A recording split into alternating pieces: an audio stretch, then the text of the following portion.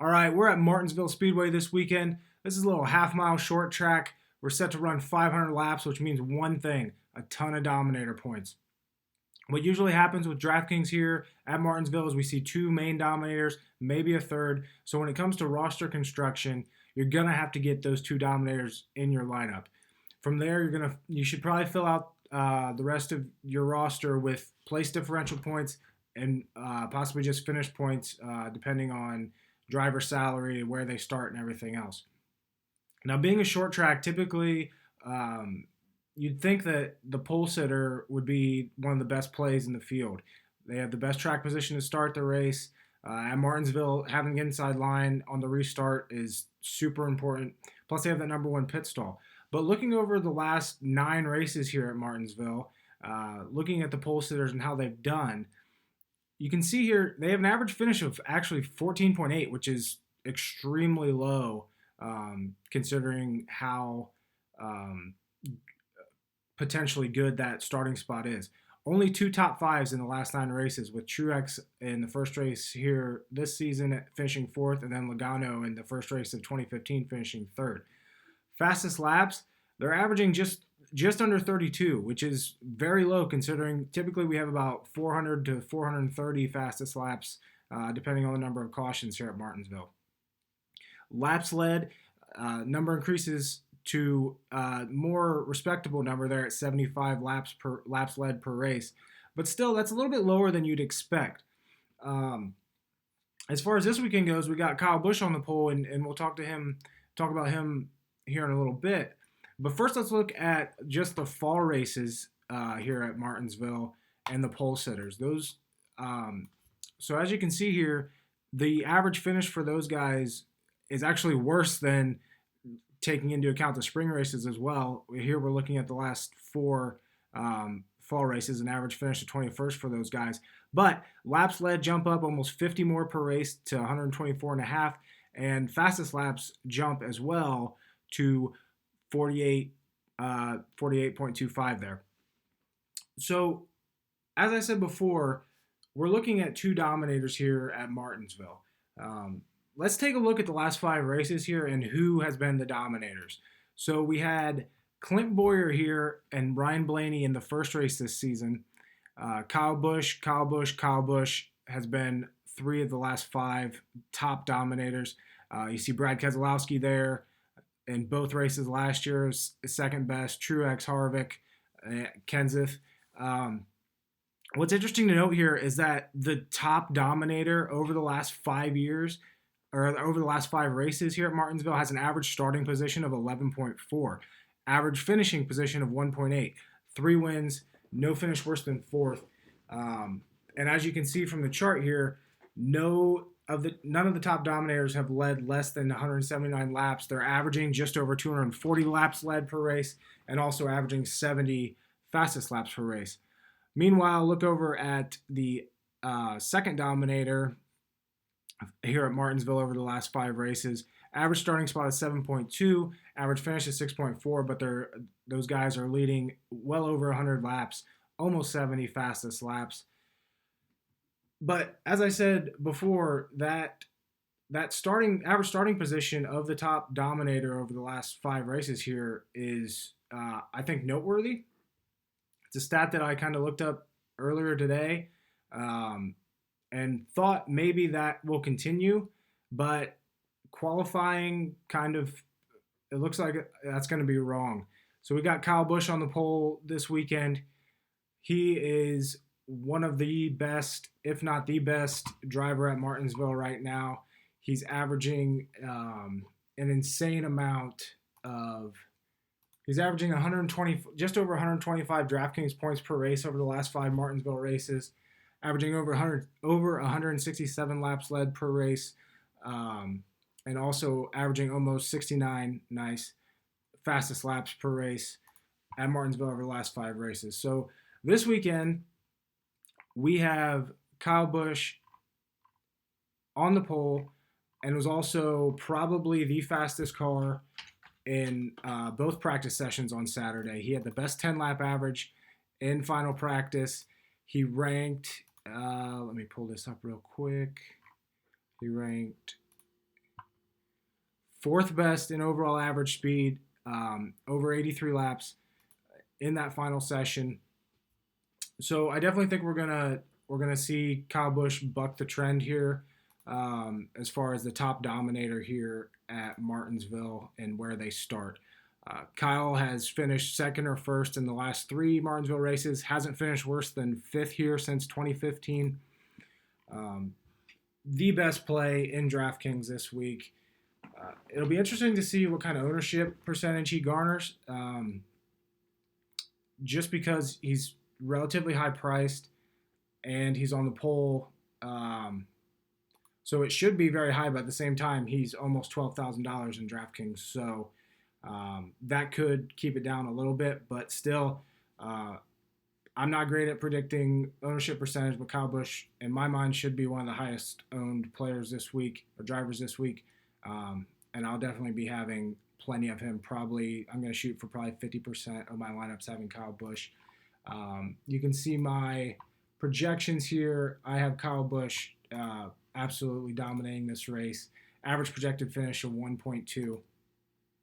Great play in all fantasy NASCAR leagues this week. Clint Bowyer starting second, and that's where things get interesting because he won here in the spring. He led 215 laps here in the spring, had the most dominator points. The question this week is, does he have the car to beat Kyle Busch? He had the best overall average speed in happy hour, which is obviously good. Third and 10 lap average, and just overall a great fantasy play here at Martinsville ever since joining Stewart-Haas.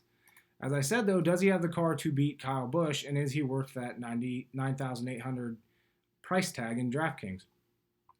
To start the race, I don't think it's going to be a while for Bowyer to get around Kyle Busch if he does have the car, simply because he's going to be starting on the outside lane. So from a strategy perspective in DraftKings, there's a very good chance that Bowyer goes over-owned simply because he costs significantly less than Kyle Busch. He also won here in the spring, and he has a great car. Now, from a strategy perspective, I don't mind being underweight on Bowyer this week. I'm still going to have quite a few lineups with him in it. But if I'm going to be very heavy on Kyle Busch, I don't want to run first and second starting positions because the chances of those two guys being the top two dominators isn't, I wouldn't say it's very unlikely, but it's unlikely. So as far as Clint Bowyer goes, if you think he has a better car than Kyle Busch, I would lean toward putting Bowyer in your lineup and not Kyle Busch, and then fill it out the rest of the way. That's going to save you some cash. But it's hard to see that 14 Ford being better than the 18 Toyota on Sunday. Denny Hamlin starts third. His record here at Martinsville speaks for itself. He's a 5-time winner, always runs well here. And he actually had a really, really good car in the spring this year. It was his first time leading over 100 laps at Martinsville since 2010. But it seemed like that his team just lost the car as the race went on. As you can see from my projections, I have him as the third most likely dominator for Sunday. I think Hamlin has a very good car. He was fourth in 10 lap average in happy hour, 10th in overall average speed, but he did run the most laps, so that kind of brings his average down, and those numbers, those speeds are so close there in average speed. So as far as roster construction, I don't mind playing Kyle Busch and Denny Hamlin, assuming Hamlin puts up plenty of laps led and fastest laps. Hamlin is priced very well at $8,500. With his track record and with how good the car looked, that does create the possibility that he's going to be over-owned on Sunday. So that's another one of those strategy plays. I don't mind being underweight on Denny Hamlin and being overweight as we move on to the guy starting in fourth on Ryan Blaney. As I wrote him up, I love him on short tracks this year.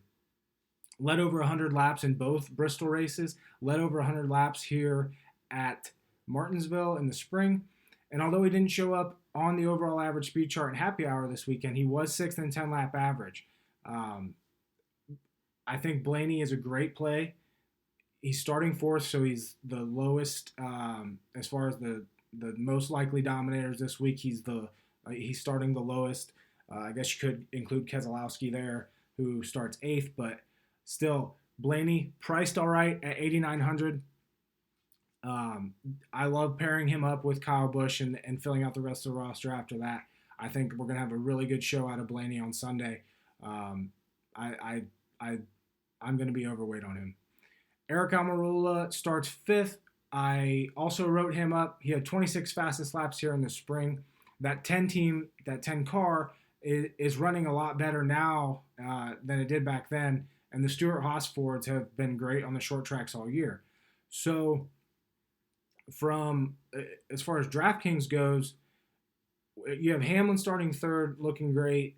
Blaney starting fourth. Both those guys are priced in the mid to upper 8,000 range.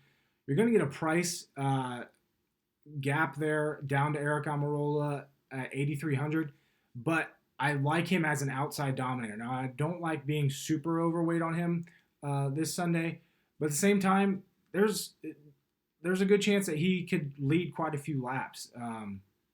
He was 7th in overall average speed on Saturday. He was 16th in 10-lap average, but he went late in the session, so that definitely plays a part in the slower speed. And what I really like most about Almirola is how he's consistently outperformed his equipment here at Martinsville over the years. You know, if you can post top 10s in Richard Petty Motorsports equipment, eventually he's going to get the hang of running in Stewart-Haas equipment here. And honestly, it wouldn't surprise me if we saw a win out of him in the next few years. Moving on to the second half of the top 10 starting lineup, we got Martin Truex Jr., who qualified 6th. He's actually priced pretty well this week, once again at 10,700. I don't mind him from that perspective, as well as I think he has top 5 potential this week. But his dominator potential is extremely limited. 78 Toyota didn't look, capable of getting the race win this week or leading a bunch of laps. Add in the fact that just one time in the last 5 races at Martinsville, Truex has had over 17 dominator points. It's hard to see him in the winning lineup with guys like Kyle Busch, Brad Keselowski, who are priced similarly or higher, looking to have great races here on Sunday. So if those guys, if Kyle Busch, if Brad Keselowski have problems, Truex could end up being a very good pivot play. But if nothing goes wrong, I can't see Truex being putting up a ton of points on Sunday, basically just getting those, finish points, maybe a few place differential points, but that's it. Kurt Busch qualified 7th. He's incredibly inconsistent here at Martinsville. He'll go and finish 20th or worse, 5 straight races, and somehow he's ended up with 2 wins in his career here. But overall, never a very good play. I do like the Stewart-Haas Fords at the shorter tracks this year, but as far as Kurt Busch goes and how I like him this weekend, I think he's priced a little too high. He's at 9,000. He also has no dominator potential. So the fact that he qualified 7th means, and if you're going to pay that much for him, he needs to lead some laps. He needs to get some fastest laps. Looking over the last 5 Martinsville races, though, he's averaging just over 5 fastest laps per race with a grand total of 0 laps led. I personally won't have much, if any, of Kurt Busch this weekend. I wouldn't recommend that you do either. I don't think he's going to be a very good play. Probably finish somewhere in that 8th to 14th range. Brad Keselowski starts 8th. He's a great play here at Martinsville. He always puts up fastest laps. Looking over the last 5 races at this track, Keselowski is second just to Kyle Busch when it comes to fastest laps at 66.8 per race. Average laps led per race of 45, which is also, I think that's third best. Third best, you got Kenseth in there, so between Kyle Busch and Keselowski. So you could technically say that Keselowski's second best, considering Kenseth has only ran 4 races over the last actual 5. But still, Keselowski, great play. This week he starts 8th, so he has place differential. he's pretty much guaranteed a good amount of fastest laps. He knows how to race this track. He knows how to put down those fastest laps. So you have a guy priced at 10,200 who has definite top 5 potential. I have him projected average projected finish for Keselowski this week 2.4. So pretty much, unless something happens to him, he's going to finish top 5. He's going to put up the fastest laps. Great play as far as the price and everything else goes with Keselowski this week. The issue becomes, what kind of lineup can you put together if you have Kyle Busch and Brad Keselowski? That's taking up a significant amount of your salary cap, with two guys priced over 10,000, Kyle Busch almost at 12,000. So you're going to have to get creative there. But as far as pretty much sure things in the fantasy NASCAR world, Kyle Busch, Brad Keselowski at Martinsville, damn near close. Keselowski had second in 10-lap average during happy hour and eighth in overall average speed. He has a great car going into Sunday. If he can get out front, lead some laps, he's going to put up a bunch of DraftKings points once again. He's averaging 89.5 over the last 5 Martinsville races. So Keselowski, great play. Daniel Suarez, on the other hand, starts 9th. He finished 15th here last fall, which is his best finish ever at this track. Don't like him. Didn't practice extremely well. The qualifying effort kind of came out of nowhere. Priced a little too high, starts too high. Never a good combination there.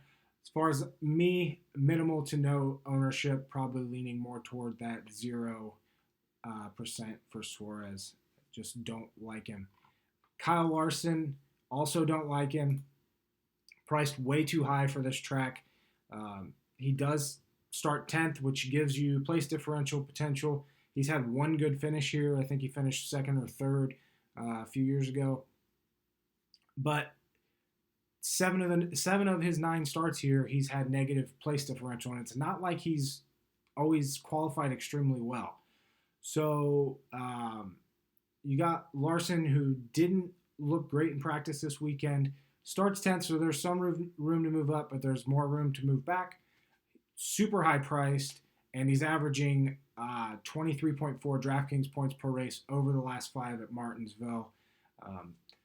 Another one of those guys I won't be touching this week. He's not good at Martinsville, and until he shows me that he can be, I won't be running the 42 at this track. Joey Logano somehow qualified 11th this week. He hasn't qualified this bad since 2012. So from a DraftKings perspective, and with all the focus rightfully being on dominator potential, I actually really like Logano as a play this week.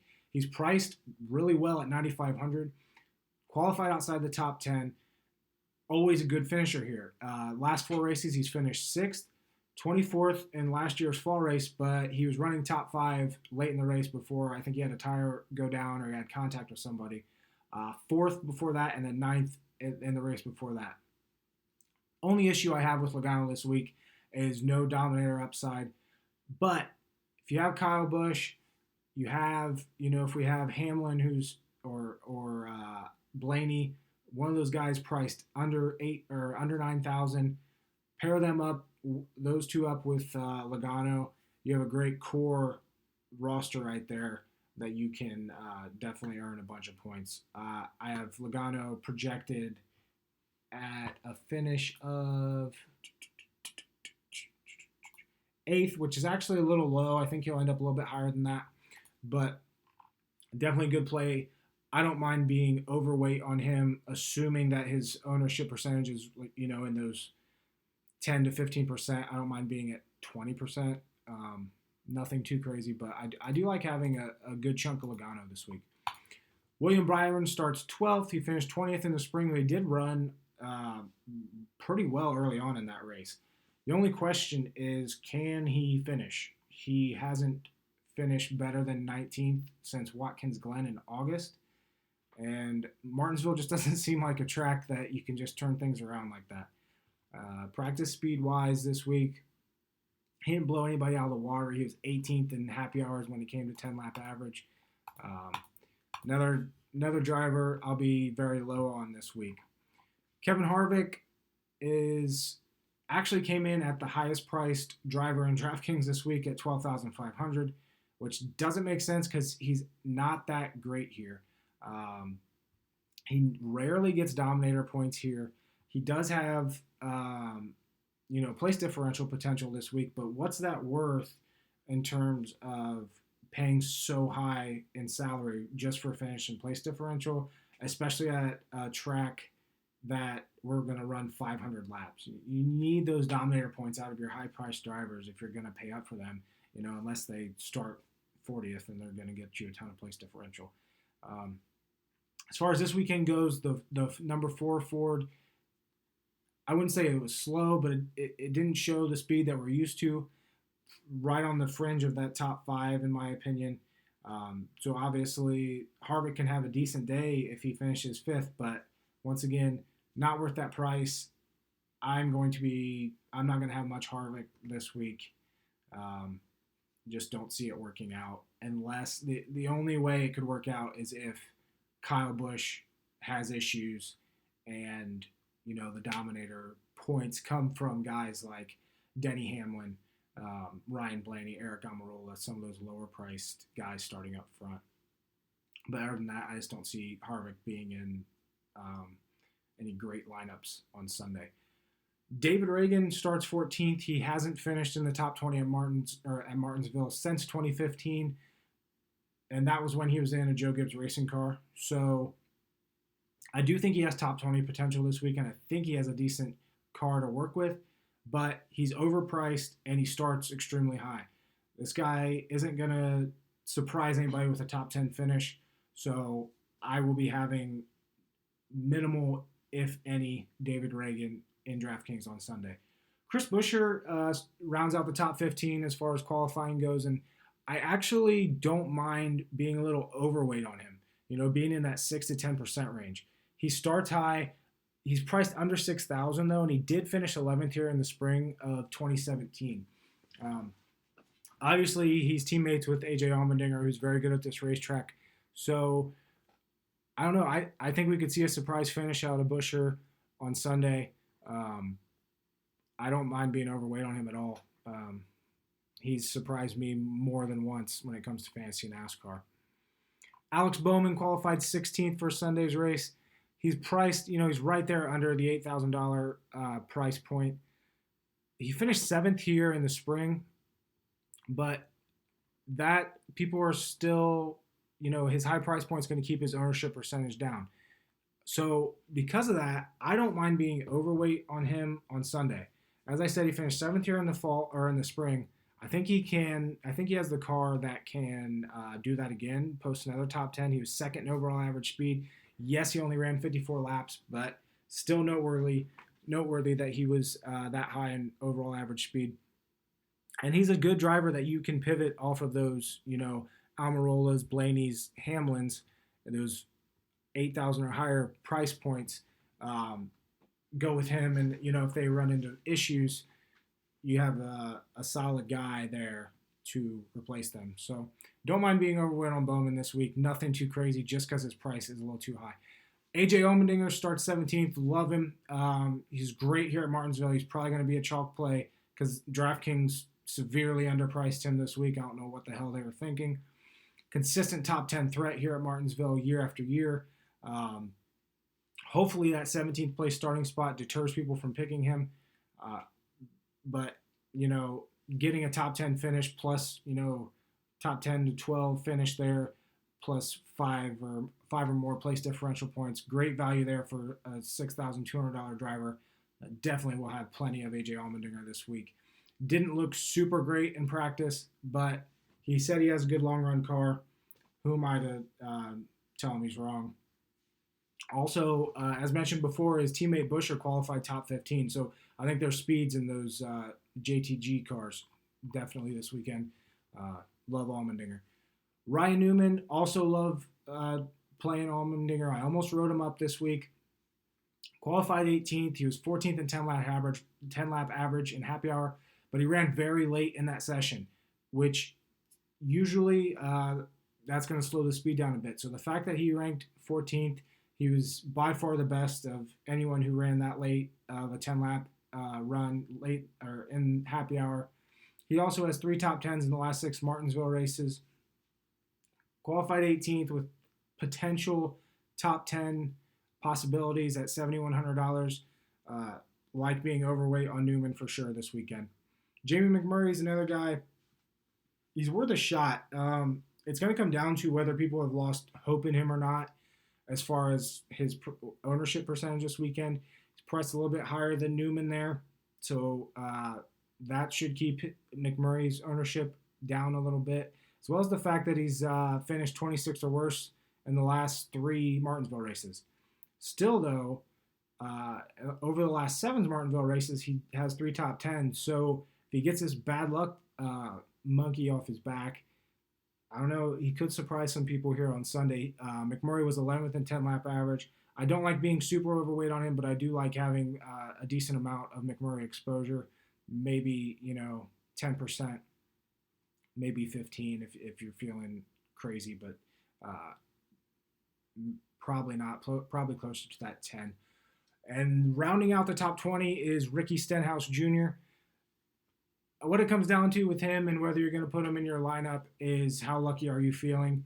He's priced well there at $6,700, but his average career average finish of 29th at Martinsville, it leaves a ton to be desired. With that being said, he has 2 top 10s in the last 3 races here at Martinsville. I always like Stenhouse on the flat tracks. And if he can keep it off the wall, I think he has a pretty good car. He was 13th in 10-lap average in the happy hour session on Saturday. Should go pretty low owned there, starting 20th and being almost $7,000 in salary. So I do like having Ricky Stenhouse, and just hope he keeps it off the wall. Moving on to the second half of the starting lineup and Sunday's field, we got Chase Elliott, who qualified 21st. I actually don't mind being overweight on Chase Elliott. I think there's a chance that people will overlook him. He's priced really well at $9,200. He should have won this race last season before Denny Hamlin put him into the wall. And he starts 21st, so he has a decent amount of room for place differential. The only question is, does he have a car that can dominate? Does he have a car that can get out front? Based on practice speeds and how the Hendrick cars looked so far this weekend, I'm going to say no, but we all know a lot of things can change, especially over the course of a 500-lap race. So if Chase Elliott can move up into the top 10, by the end of stage 1, maybe gets a top 5 by the end of stage 2, he's going to be a very good play in DraftKings, depending on how the dominators play out. If we see one main dominator in Kyle Busch, Chase Elliott's going to be a very good play because of his place differential. So definitely like being overweight on Chase Elliott this weekend. He won last week. He won at Dover. His team has been performing extremely well. One bad qualifying effort shouldn't deter you from picking him in Fantasy NASCAR. So definitely like Chase Elliott. I'll have plenty of him. Probably won't be, in the super overweight category, but with his price, I think he fits in well into a lot of lineups. Michael McDowell qualified 22nd. I actually don't mind having plenty of Michael McDowell. He's finished between 28th and 21st in 3 of the last 4 races here at Martinsville, and he's cheap this weekend. He's at $5,500 on DraftKings. Yeah, he starts 22nd, but that just means he has a better chance of staying on the lead lap. We all know how quickly they start lapping guys at Martinsville. If McDowell can stay on the lead lap or just 1 lap down, he can easily turn in, possibly a top 15 finish. So I'm all in for McDowell as far as a cheap option. I like him as a pivot, maybe off of Ty Dillon and Bubba Wallace, who start further back but will probably be lapped at least more quickly than McDowell, if not more often. So I like McDowell there at $5,500. He seems to run pretty well here at Martinsville. Plus, those front row motorsports Fords showed a ton of speed, especially in qualifying. You had Reagan ending up 14th and McDowell at 22nd. So cheaper option, McDowell starts a little further back between those two. I'll have a decent amount of him on Sunday in DraftKings. Jimmy Johnson qualified 23rd. There's not much you can say that people don't already know. He's won 9 times here at Martinsville. Um, Underpriced in DraftKings. That's my only concern this week. What's his ownership percentage going to be, especially starting back there in 23rd? Um, Plus the fact that Johnson has burned me pretty much on a weekly basis whenever I go heavy on him, including last week at Kansas. Um, you know, can this 48 team actually finish the race? As far as practice speeds go, though, Johnson was 8th in 10 lap average in happy hour. Was had the 16th best overall lap. You definitely can't discredit him as far as racing here at Martinsville and the type of racer he is and his potential. But at the same time, this isn't the same Jimmy Johnson that we're used to. So, depending on what you think his ownership percentage is going to be, if you think it's going to be, in the 30s, I don't mind being underweight. I don't mind being at 15% Johnson, just because of how unreliable he's been this year. Try to take advantage of that. There's definitely some great plays there in that mid $8,000 range as well as in the 7,000 range. So I want to like Johnson, but I just can't do it this week. Eric Jones starts 24th. I actually do like being overweight on Jones this week for the place differential potential, but he also showed pretty good speed. He was top 10 in both practices, showed top 10 speed in both practices, 3rd in overall average speed in happy hour. He's never finished better than 12th here at Martinsville, but the Joe Gibbs Racing Toyotas seem to always perform well at this track, and Jones is eventually going to get a good finish here. So I like him as a pivot off Johnson. He's $600 more. Maybe as a pivot off Blaney if you don't think Blaney's going to dominate. As I said earlier, I think I do. Eric Jones, I think he's going to be a pretty good play this weekend in DraftKings, assuming he doesn't have any major issues. Moving on, we have Ross Chastain, who had a great qualifying effort in 25th. Priced at $5,300. That's a big nope from me. I won't have any Ross Chastain. Yes, there's a chance that he, less chance that he gets lapped as often as some of these other bottom feeder cars, but the chance of him maintaining his, even ending up close to his starting position, not very likely.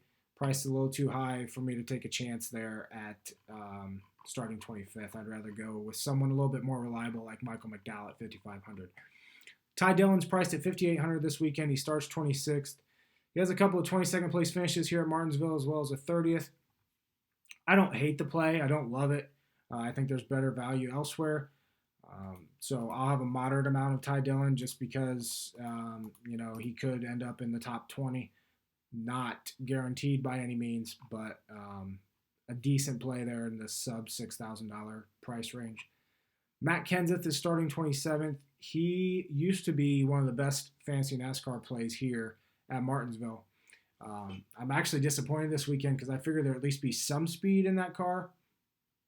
But even though he didn't show much on Saturday, including in qualifying where he ended up 27th, I still think he can pull off a top 20 finish on Sunday. So because of that, and the fact that he's probably going to be very low owned since he's priced almost at 7,000, and he didn't look fast at all, I like being overweight on Kenseth this week.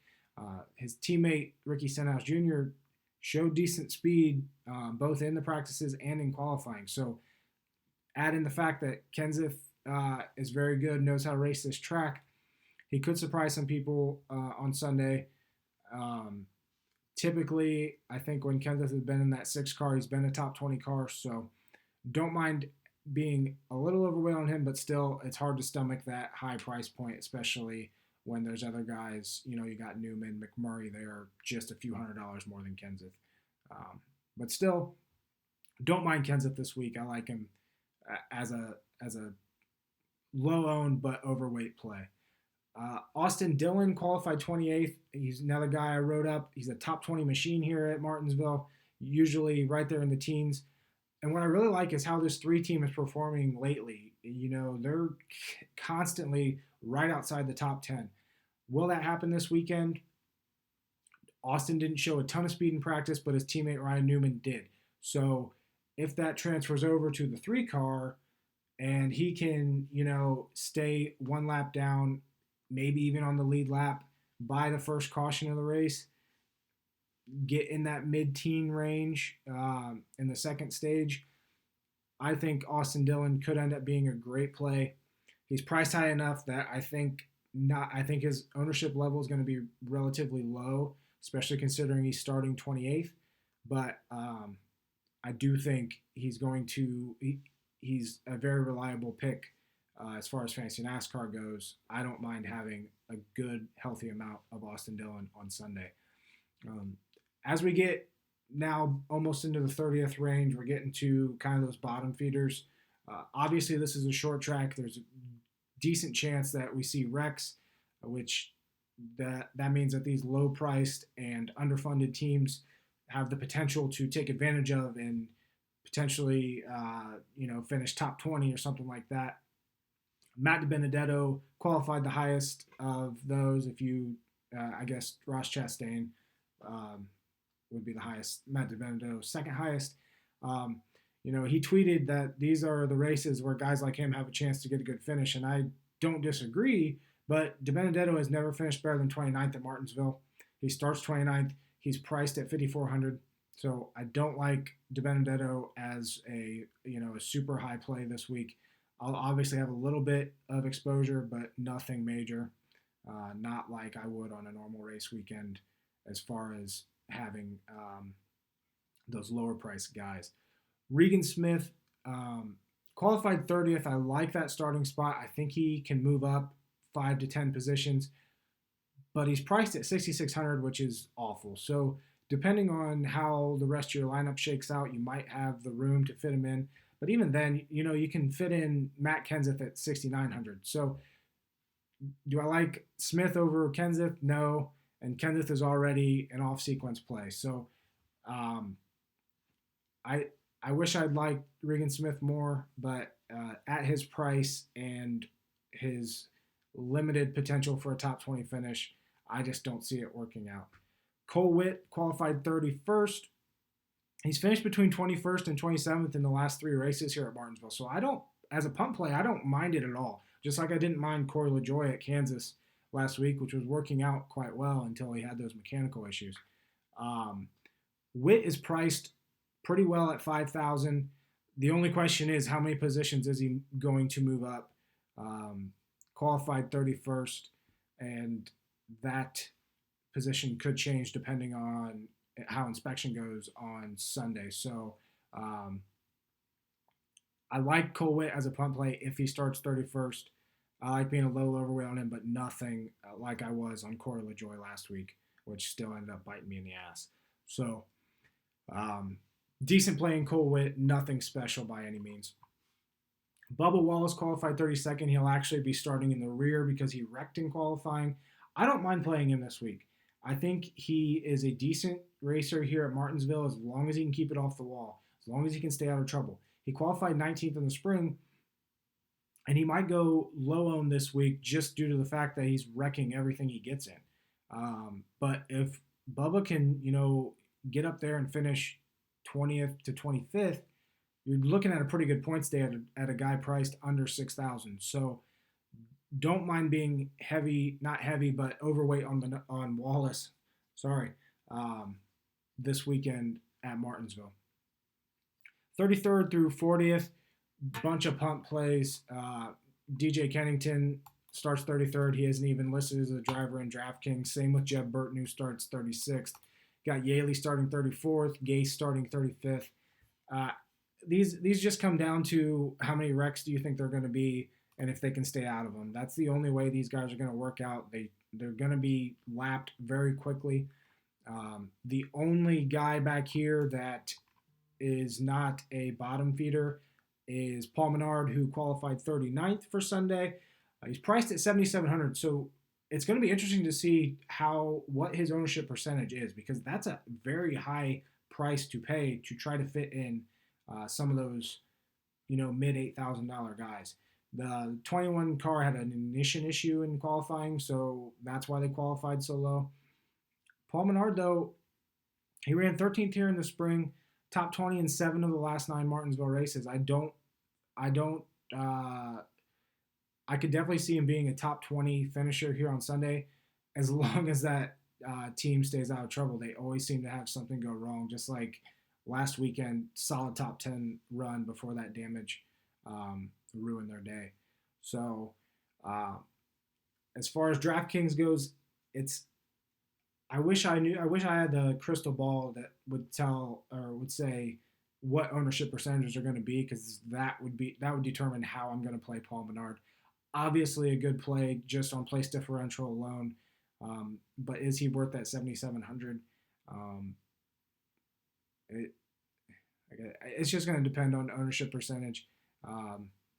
Chances are he's going to go higher owned than he should, so I don't mind staying underweight on Paul Menard. And that is the starting lineup right now for Martinsville on Sunday in the first day of 500.